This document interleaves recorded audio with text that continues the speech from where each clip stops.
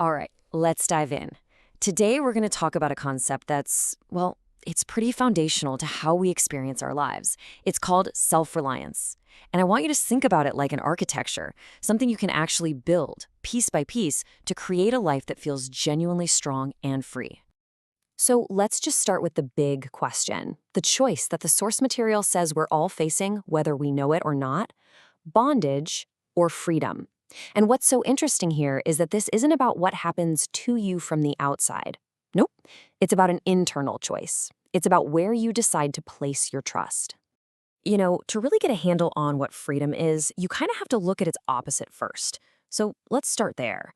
Let's walk down this first path, what our sources call the trap of dependency.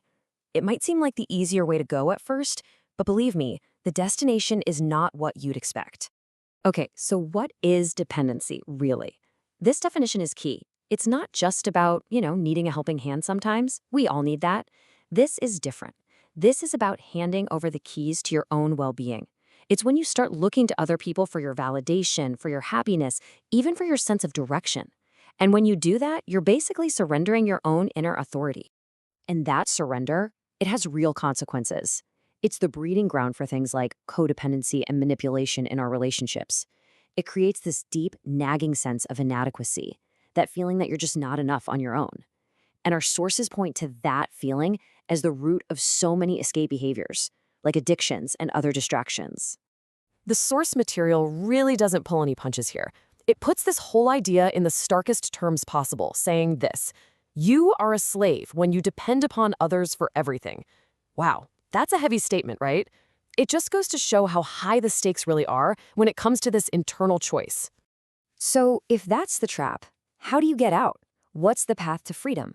Well, that brings us to the other side of the coin, the incredible power of self-reliance. And as we're about to see, this has nothing to do with being isolated or alone. It's about building an inner foundation that is absolutely unshakable. And this right here is such a critical point. Self-reliance isn't selfishness, and it's not about pushing people away. It's the exact opposite. It's about taking full ownership, 100% responsibility for your own happiness and your own fulfillment. And when you do that, you can connect with people out of love, not out of need. It actually becomes the foundation for way healthier, more real relationships. This slide just lays it out so clearly. Look at the difference. On one side, you've got dependency, always looking outside for validation, right? On the other, self-reliance is about finding that strength inside. One person feels they have to control or manipulate to get what they need. The other can just relate with love because they don't need anything from you. It's the difference between avoiding life's challenges and engaging with them head-on, between blaming the world and taking responsibility for your own life. So, how do we actually build this? It's not magic, it's a process. And it starts with step 1, take responsibility. Just do the work that you know needs to be done. From that action, you naturally move to step 2.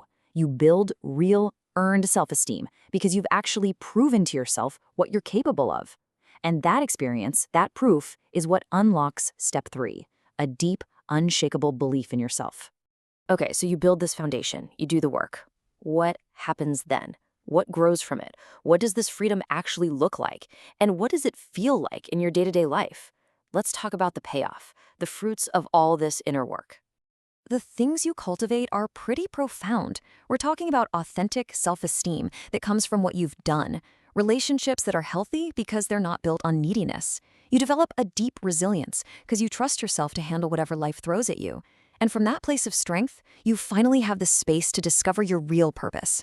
It all flows from this place of genuine self-acceptance. And the feeling this creates, it's totally transformative. I mean, this quote from the source says it all. Life stops feeling like a chore or something to be afraid of. It becomes an adventure. You actually start to wake up and embrace the day with real energy, with enthusiasm, even with a sense of fun, because you fundamentally trust yourself to navigate it. Which brings us to what might be the single most important takeaway from all of this. After looking at both of these paths, the conclusion is just undeniable. Real, lasting freedom isn't about your job or your bank account or your relationship status. It's an inside job.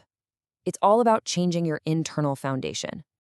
At the end of the day, it really boils down to this. It's this simple. Freedom comes from reliance on the self. Bondage comes from relying on other people for our sense of who we are, our safety, and our purpose. The source of our entire experience, whether we feel free or trapped, is all about where we choose to place our trust. So we'll leave you with this last thought. A question to turn this whole idea back to you. The sources say that when we see work that needs to be done in our lives, that's our work to do. And that's how we start building this architecture of freedom. So the question is a simple one. What work is yours to do?